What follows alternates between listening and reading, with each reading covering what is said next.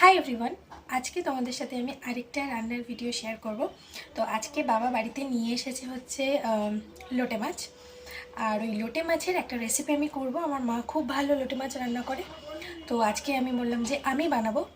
তো মা আমাকে একটা প্রসেস বলে দিয়েছে যে মানে আমি একটা রেসিপি ইউটিউব থেকেই দেখেছি, ওখান থেকে ইন্সপায়ার হয়েই বানাবো। কিন্তু মা আমাকে বললো যে লোটে মাছ ভেঙে যেতে পারে, তো তার আগে একটা বললো প্রসেস আছে, সেটা আগে করে নিতে, তারপর আমি যে রান্নাটা করতে চাইছি মা বললো তুই সেটাই কর। তো আমি এখানে মশলা টশলা সব বেটে নিয়েছি। কথা দিচ্ছি, এইভাবে যদি একবার লোটে মাছ রান্না করো তোমাদের জিভে জল আসতে বাধ্য। তো রান্নাটা আমি কিভাবে করলাম চলো তোমাদের সাথে একদম পরপর শেয়ার করব।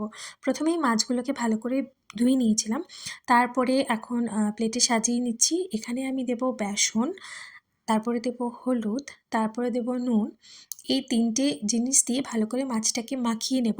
বেসনটা এই জন্যই দিলাম যাতে মাছটা না ভাঙে ভাজার সময়। এরপরে আমি একটা মশলা ব্যবহার করছি, সেখানে রয়েছে পেঁয়াজ, রসুন আর শুকনো লঙ্কা, তিনটেকে ভালো করে আমি বেটে নিয়েছি একসাথেই। এখানে দিচ্ছি সর্ষের তেল।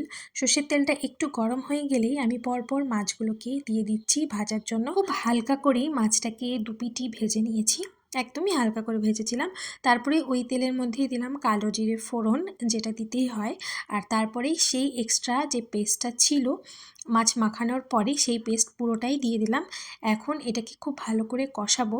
অনেকেই দেখেছি যে একসাথে মাছকে মশলার মধ্যে মাখিয়ে দেয়, তখন জল ব্যবহার করা যায় না, কিন্তু এখানে আমি জল ব্যবহার করব কারণ আমি আলাদা করে রান্না করছি।